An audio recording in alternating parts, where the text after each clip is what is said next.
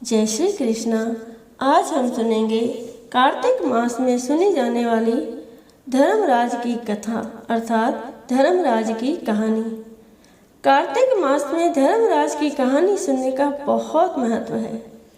धर्मराज की कहानी को विशेष फलदायी माना गया है। धर्मराज की कथा सुनने से व्यक्ति के पाप नष्ट होते हैं और स्वर्ग की प्राप्ति होती है। आइए सुनते हैं धर्मराज की कथा। किसी गांव में एक बुढ़िया रहती थी। वह बहुत नियम धर्म से व्रत रखा करती थी। एक दिन भगवान के घर से यमदूत उसे लेने आ गए और वह उनके साथ चल पड़ी।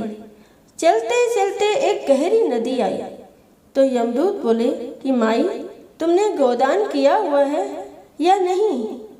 बुढ़िया ने उनकी बात सुनकर मन में श्रद्धा से गाय का ध्यान किया तो वह उनके समक्ष आ गई और बुढ़िया उस गाय की पूंछ पकड़कर नदी पार कर गई। वह यमदूतों के साथ फिर आगे बढ़ी तो काले कुत्ते आ गए। यमदूत फिर बोले, कुत्तों को खाना दिया था? बुढ़िया ने मन में कुत्तों का ध्यान किया तो वे रास्ते से चले गए। अब बुढ़िया फिर से आगे बढ़ने लगी तो रास्ते में कौवे ने उसके सिर में चोंच मारनी शुरू कर दी। तो यमदूत बोले कि ब्राह्मण की बेटी के सिर में तेल लगाया था। बुढ़िया ने ब्राह्मण की बेटी का ध्यान किया तो कौवे ने चोंच मारनी बंद कर दी। कुछ आगे बढ़ने पर बुढ़िया के पैर में कांटे चुभने लगे तो यमदूत बोले कि खड़ाऊ आदि दान की थी। बुढ़िया ने उनका ध्यान किया तो खड़ाऊ उसके पैरों में आ गई। बुढ़िया फिर आगे बढ़ी तो चित्रगुप्त जी ने यमराज से कहा कि आप किसे लेकर आए हो? यमराज जी बोले कि बुढ़िया ने दान पुण्य तो बहुत किए हैं लेकिन धर्मराज जी का कुछ नहीं किया, इसीलिए आगे द्वार इसके लिए बंद है। सारी बात सुनने के बाद बुढ़िया बोली कि आप मुझे सिर्फ 7 दिन के लिए वापस धरती पर भेज दो। मैं धर्मराज का व्रत और उद्यापन करके वापस आ जाऊंगी।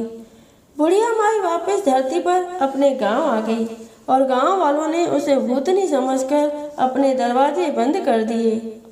वह जब अपने घर गई तो उसके बहू बेटे भी दरवाजे बंद करके बैठ गए। बुढ़िया ने कहा कि मैं भूतनी नहीं हूँ, मैं तो धर्मराज की आज्ञा से वापस धरती पर 7 दिन के लिए आई हूँ। इन 7 दिनों में मैं धर्मराज जी का व्रत और उद्यापन करूँगी जिससे मुझे परलोक में जगह मिलेगी। बुढ़िया की बातों से आश्वस्त होकर बहू बेटे उसके लिए पूजा की सारी सामग्री एकत्रित करते हैं, लेकिन जब बुढ़िया कहानी कहती है तब वह हुकारा नहीं भरते, जिससे बुढ़िया फिर अपनी पड़ोसन को कहानी सुनाती है और वह हुकारा भरती है। 7 दिन की पूजा व्रत व उद्यापन के बाद धर्मराज जी बुढ़िया को लेने के लिए विमान भेजते हैं। स्वर्ग का विमान देख उसके बहू बेटों के साथ सारे गांव वाले भी स्वर्ग जाने को तैयार हो गए। बुढ़िया ने कहा कि तुम कहाँ तैयार हो रहे हो?